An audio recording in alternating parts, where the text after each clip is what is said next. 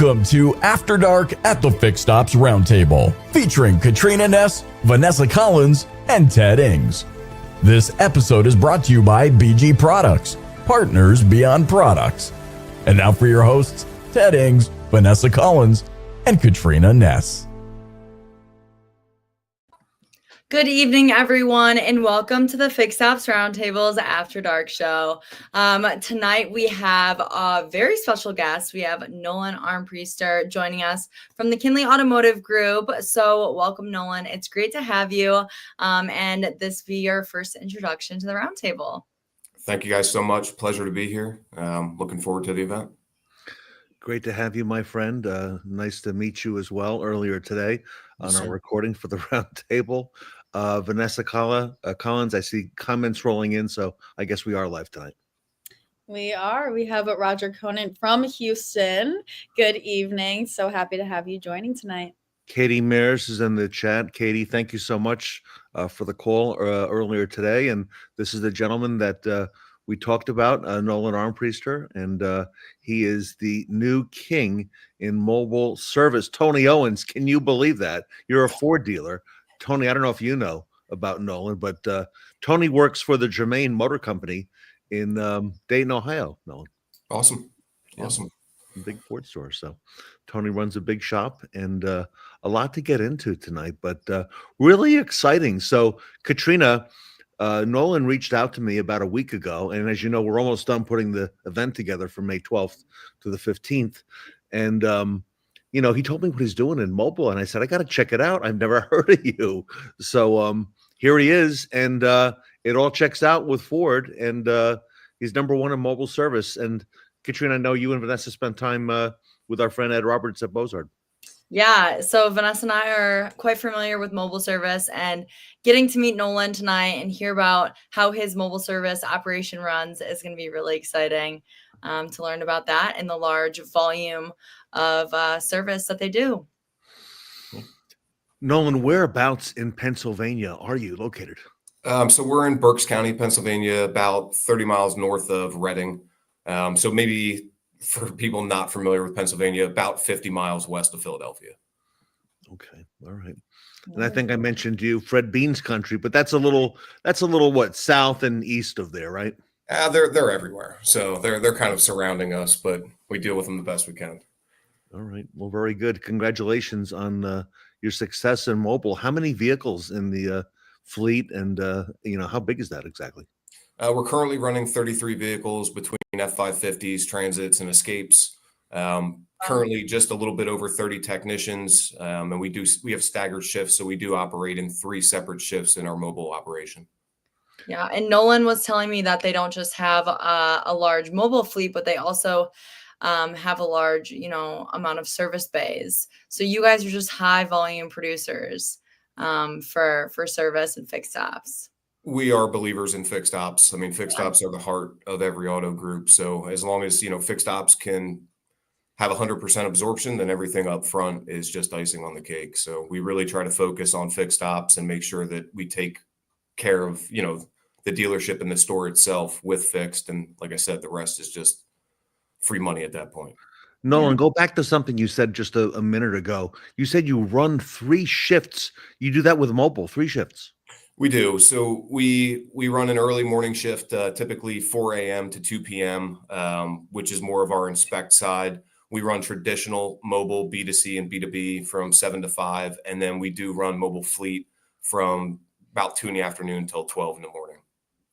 Wow. Roger Conan, good evening, in the chat tonight from Houston, mentioned to me Catherine at Work Truck Solutions, that you might be familiar with those folks, because I think they know who you are as well. They do, yes. Yeah, we do some business with Work Truck Solutions, more on the fleet side of sales, but very good company. Sean Kingery in the chat from beautiful sunny Madison, Wisconsin. You say draft day tomorrow, Sean. Are you drafting Marco? What's the draft? I think I know though what that is. So, David, good evening, and Nolan. I don't know David, but looks like he may know you. So David's a good friend. Yep, David is a good friend. David actually has a product called Revive H2. It's a carbon cleaning service that we've been partners with him on for years. So, all right, Troy Blackwell. I believe Troy, I don't know you, but I believe you're with Spiffy in the chat. You could tell me if I'm correct on that. And in fact, Nolan, you may know the answer to that. Yes. Yeah. Troy also, actually, we just partnered up today. We just partnered with Spiffy today. So I know Troy well. I'm going to be at the Automotive State of the Union convention with those guys in a few weeks. So I'm looking forward to that as well. Yeah. Bill Demery, who's a great friend of ours, he's one of our certified dealers, has been talking up Spiffy for a number of years. Yeah. And Bill is out in Indianapolis and does a great job. And very much respect the work that Spiffy does. I think Roger Conant's been asking about them as well. So exciting stuff, ladies. I know you have a couple questions. Yeah, absolutely. So, Nolan, you have found great success in this industry. Mobile Service King, you're the top mobile service dealer in the country. And we were talking about it a little bit in the green room, but for those who don't know, tell us a little bit about how you got into this automotive industry and just kind of your career path thus far. Sure. I've been in the automotive industry my entire life. My father was a flat rate technician for 47 years. He only retired last year. And he was a single dad. So we grew up in the shop. That was our daycare. And, when I was 17, 18, I became a body tech. I thought that's what I wanted to do. I had a service director take a liking to me. He kind of took me under his wing. So I started as an advisor, did a couple years as that, moved to service manager, then service director, fixed operations director, and now director of operations. That's awesome. Congratulations. Wow, you really just worked your way up throughout the dealership. That's absolutely incredible. And why haven't we heard of you yet with you being, so successful in this industry and the mobile service? What have you been up to? To be honest, that was by design. We didn't really want to share what we were doing for a little while until we really got it refined and under our feet. It took, we've been doing mobile for about 3.5, 4 years. So the first 1.5, 2 years, we kind of kept it to ourselves what we were doing.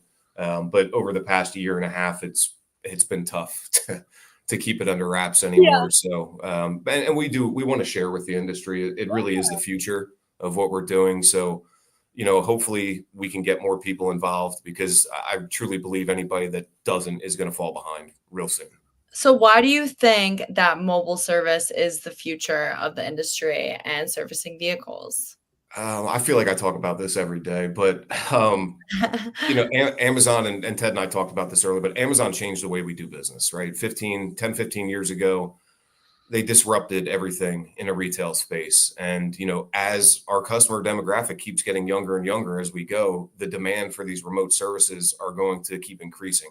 And let's be honest, nobody wants to come into a dealership and sit for an oil change in the waiting area or spend 2 hours waiting. So we fill that void. We fill that need for them. And I really think that as we grow, you're going to see dealership footprints shrink and you're going to see remote capacities increase. Mm-hmm. Wow. That's awesome. It's all about convenience too. No one wants to sit and waste their time. And when you guys can come to them, it makes everyone's life so much easier and a happier customer. 100%. Yeah. Katrina, one of the questions I'm going to ask Nolan on the roundtable coming up on May 12th is about customer satisfaction. Ed told us, and Jeremy confirmed. I fact-checked this with Jeremy, Nolan, just to be sure. He said that at Mozart, it's not uncommon. They'll have a month with perfect CSI, perfect customer satisfaction scores on all their mobile repair orders. Similar for you where you are? Yeah. The customer satisfaction is there. Again, we're now doing business on the customer's terms, right? We're not forcing them to do business on our terms. So the satisfaction is going to be there, and the retention as well. Why not come back and use us? It's convenient. It's seamless for the guest. So it just makes sense. Roger Conant with a question. What % of your mobile service is fleet and commercial? We're probably 70-30. Probably 70% of what we do is fleet. 30% would be just regular B2C and B2B. Wow. That's not by accident, I take it. No, that's by design. I've always felt that there is a degree of liability with some B2C services. So fleets tend to be much more understanding. We're dealing with a fleet manager that kind of lives the same life that we live. So a little more forgiving, at least at first. And that's why I try to recommend to people getting started, start with B2B or fleet until you refine what you do, because first impressions matter. And you don't want to go start a B2C program and start letting people down. I see questions coming in the chat for you, Nolan. This is a good sign. I don't know if you know Mark Mickens, who's in the chat, but Mark Mickens comes out of New Jersey and had his own Ford store on Route 23 for many, many years, sold and became a fixed ops director for Lithia, Mercedes-Benz of Paramus, and was one of the earlier adopters of mobile and actually outfitted a lot of these early Mercedes vans on his own, right? Without any support from anybody at the factory. And Mark is a big part of our Fixed Ops mobile panel, but Mark is a good person to know. That's pretty cool. And to be honest with you, that was my introduction to mobile service. I started out as an advisor with Lincoln, Mercury, Mercedes-Benz, and we did mobile with Mercedes back in the late 90s, early 2000s. That was my first exposure, but it kind of faded away after that. You didn't really see it, especially on the domestic side. But that has been around for quite some time. So what other OEMs do you see kind of hopping on the bandwagon of mobile service as Ford is dominating it right now? Yeah, they are. And it's the program that Ford has out that makes it worth it, right? The support money that they have kind of bridges the gap, because we know you're going to take losses when you start out. So that money really helps bridge the gap. GM launched a program. I've sat with them several times through it. I do think there needs to be a little bit better support from the OEM with their program, but we're contemplating getting involved with them. CDJR, I know, is about to launch pretty heavy as well. So it seems like everybody's starting to realize that this is where the industry is going. But Ford definitely was one of the early ones to the game, and I think the dealer support that they're giving is second to none. Right. Linda Hansen in the chat, don't know if you know her, she's in Ohio, does a great job for our industry, asking if you use 1 or 2 person mobile teams. Nolan. We try to use two-man teams. We do have some of our technicians that have been with us a long time are very efficient, and we trust them to be out on their own. But typically we send them out in a 2-man team just so they can support each other. Yeah. All right. Now, mobile service was a huge opportunity within, the fixed ops side of a dealership. And so you work in it every single day. What other opportunities are you seeing either within mobile service itself or just within the service and parts department in general? What other opportunities are you seeing for the future? Well, I mean, there's a lot. I mean, it's the cool thing about mobile is it's endless, right? There is no capacity. So we can do anything we want as far as we want to go with it. Something that I'm playing with right now, and we just rolled out 2 weeks ago, is subscription service for mobile service. Wow. Trying to sell, a year ahead of time for what we're doing. So I don't have that refined yet, but it is something that I'm working on, and hopefully within the next month or so, it's something we can roll out.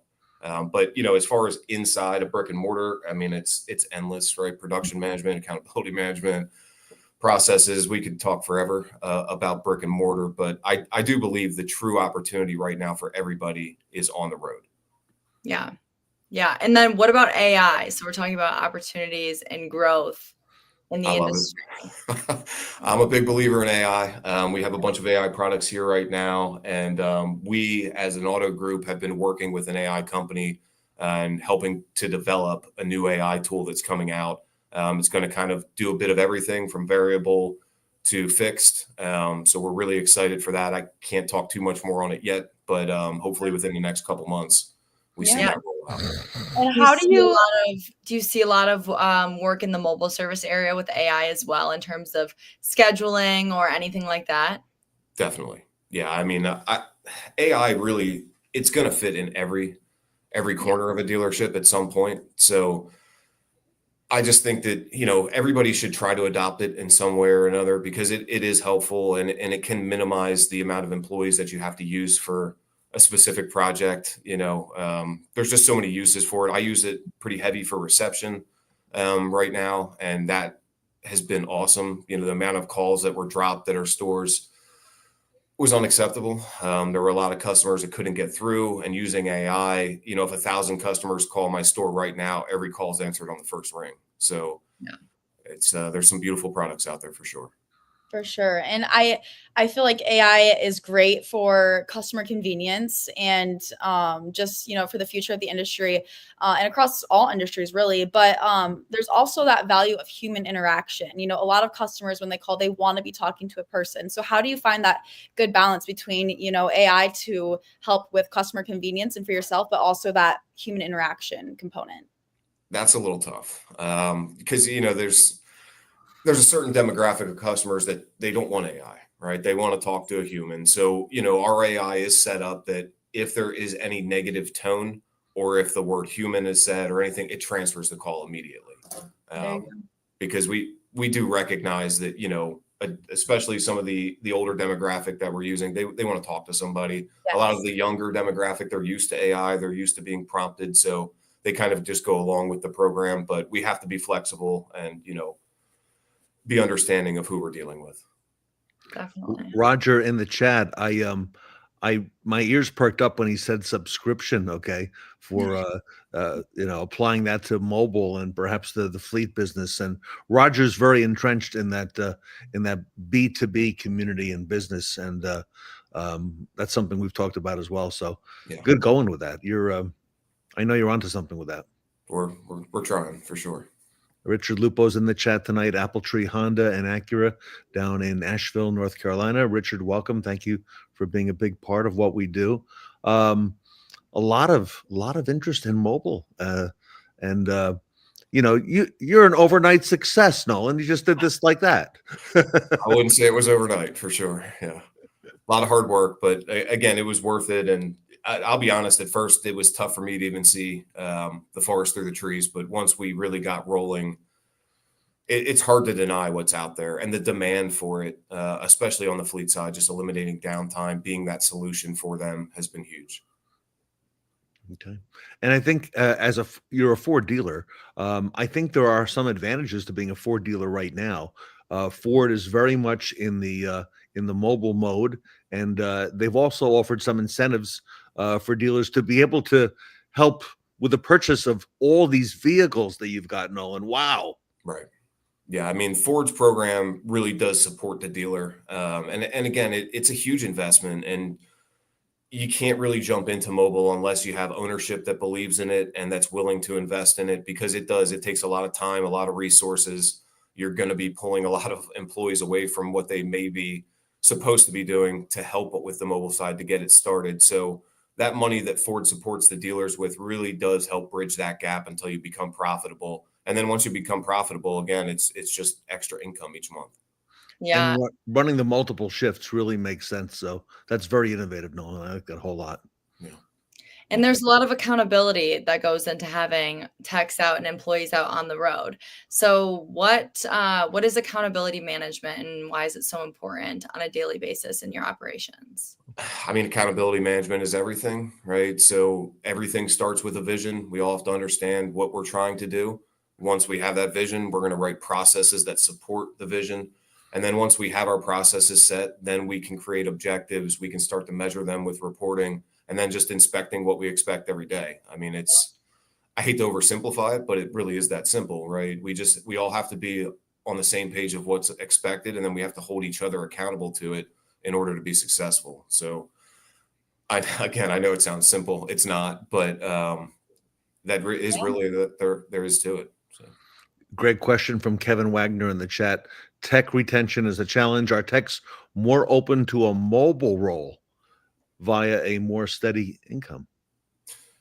Yeah, that's tough because most of the more experienced technicians, let's say B+ to A+ level technicians, they tend to want to be in a brick and mortar. But a lot of the new techs, a lot of the kids coming out of college, they absolutely love the mobile side of it. And it's a great entryway to getting them into the store. So when we hire new guys, we have them work in the shop for a few weeks and obviously get their Ford certifications, take what they need before sending them out. But the younger generation really seems to gravitate towards being out on the road. And look, if you're a tech in a dealership, you understand what that means, right? You have an advisor constantly asking you what's going on. You have deadlines. When you're a mobile tech, you kind of get to be your own boss throughout the day. And it's kind of an empowering thing for these kids. So they tend to really gravitate towards it. I like it. Richard Lupo in the chat, talk more if you can about the non-fleet opportunity. Sure. I guess Sure. B2C. Yeah. Yeah. So I mean, B2C or even non-fleet B2B, other dealerships, car lots, right? That's typically that's where I recommend people start, right? Look at your local dealerships, look at the local car lots, run their VIN numbers, identify the recalls, reach out to them. You're offering them a free service, right? So go out, take care of it. What we do in variable on the front end is we make sure our salespeople talk to the customers about mobile service, right? We let them know what we offer, and then we start to try to go out and take care of customers on the B2C end. But again, B2C, I really recommend you refine your process before you do that, because it can go from something that is a true asset to a liability really quick. Nolan, what's the furthest you've had to go for mobile service to send somebody from your fleets out? I'm assuming you've gone out of state. I'm just not Well, sure we how have far. so every day I have teams in New York City, Baltimore, Virginia. We're everywhere. So we want to expand even further in the coming year, but I'll go anywhere that there's opportunity, right? If there's billable hours somewhere, we're going. Wow. That's awesome. Yeah. And you also told me today about being open to opportunities. You mentioned something about the vinyl lettering. Somebody approached you with something. Right. So, 2 weeks ago, one of the fleets that we regularly take care of called us up and said, do you know anybody that does vinyl lettering? We need all our trucks redone. And all we said was just give us a couple minutes. We'll call you back. So we figured it out. We sent our techs out. We've been doing it for the past 2 weeks for them. It's going great. So our big thing is we just don't say no, right? Let's think of solutions. Let's not think of problems. So if somebody asks us something that we're not familiar with or we're not comfortable with, it's not a no. It's just let us get back to you. That's absolutely the way to do it. And we have Fred here in the chat. How are mobile techs getting paid? So it depends on the team. Some of our repair teams are flat rate, but mostly hourly technicians. And obviously we are going to pay them a little more depending on the shift or what they're doing. But our repair guys typically are flat rate. Some of like the B2B that do the recalls at car lots, those guys are hourly. There's a lot of travel time, but it just depends on which arm of our department they're working in. Yeah. And then you were talking to Ted a little bit about it in the green room, but how do you guys receive payment from the customer in your fleet operation? A lot of text to pay. We do text to pay, but we also, for the larger fleets, we have them set up on AR accounts. So we just, bill it to AR, we send them the invoice once a month and collect payment that way. So Katrina, that's you at Anderson. That's Velo, text to pay. That's awesome. There's a lot of great companies out there doing it. And again, it's the future. It's the convenience of it. Technology's evolving. A lot of everything is going digital. So just, making it more convenient for everyone and cashless as well. It is. And there's been a lot of changes just the past 5 years, since COVID. And so, Nolan, where do you see dealerships going in just the next 5 years and, into 2030? What do you see for the future of this industry and for dealerships? Sure. I mean, I kind of touched on it before, but I truly believe that you're going to see dealership footprint shrink. If you look at what Amazon's doing right now, right, on the retail side, it's not going to be long before you can go on Amazon and order a Ford and drop ship it to your local store. The same thing with traditional brick and mortar service. You're not going to have the demand that it once had. I don't think dealerships will ever die, but I do think that our target audience moving forward will be outside of these walls. And I think it's going to be on us to go get the business rather than wait for the business to come to us. It's a great mindset. Very proactive. I like that. So Nolan is with us tonight, everybody, from Kinley Automotive. He's in Pennsylvania. We learned recently that he is the #1 mobile service dealer in the nation.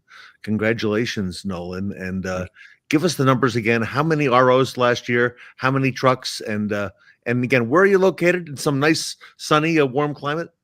Definitely not. We're located in Pennsylvania, so we suffer with the weather just like everybody else. At our main store last year, we did just over 24,000 appointments out of this store. At our sister store, we did just over 11,000. So combined about 35,000 mobile appointments last year alone. But again, we're we know we can do better. We still have to refine it and expand a little bit more. So we're looking forward to the future for sure.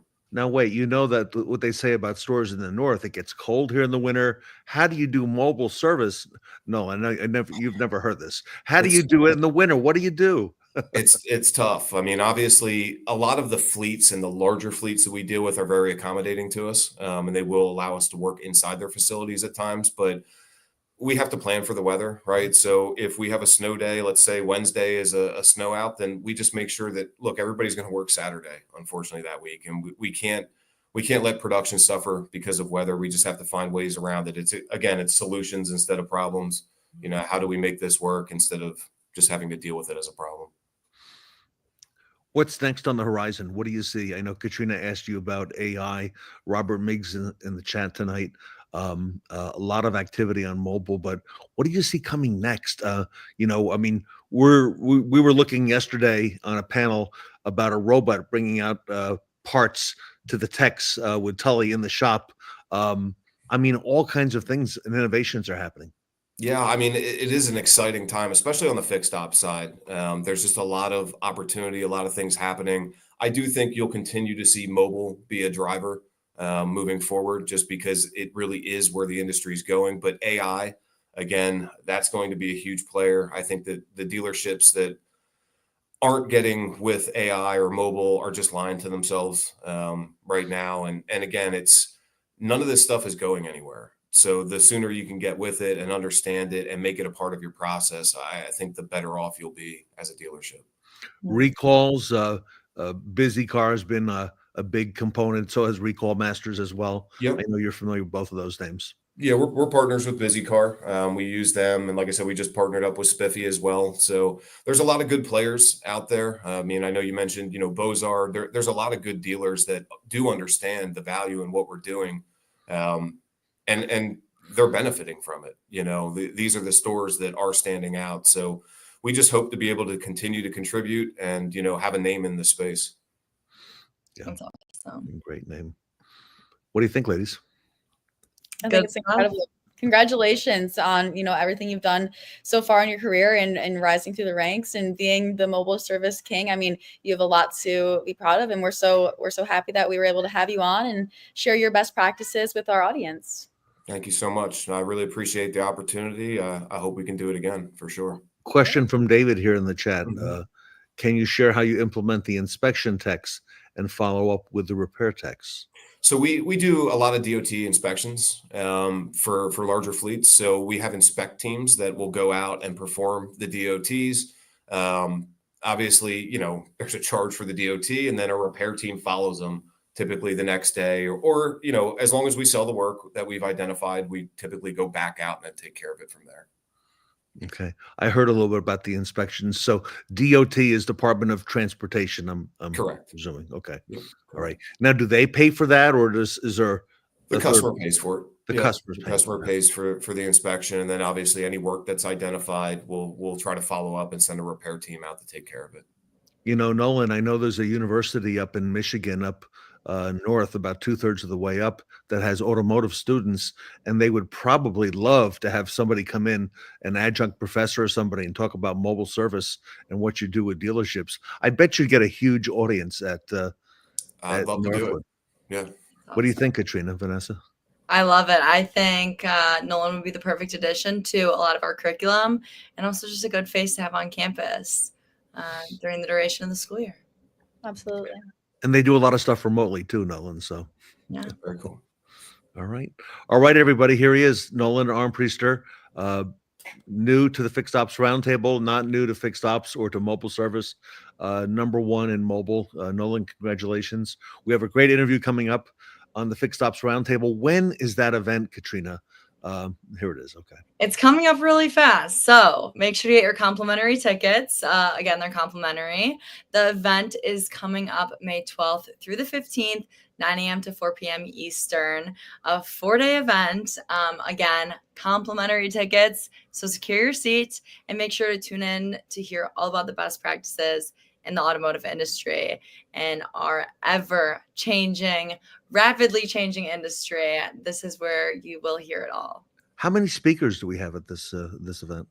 Hundreds, lots of speakers, lots of panelists, and a lot to digest and take in, but it's needed at this point in time when we're in an industry that is fluctuating. We have tariffs, we have AI, we have mobile service, we have robots. There's so much coming out. So being able to have a community like this to share the best practices and share the industry trends and get feedback on it's crucial at this time. Great job, Nolan. Thank you for being here. Love it. Thank you guys for having me again. I truly appreciate it and hope we can do this again in the future. We will. Yeah, thank you, Nolan. Thank you, everybody. guys. Thank you, and we'll see you next Monday night on the After Dark show. All right.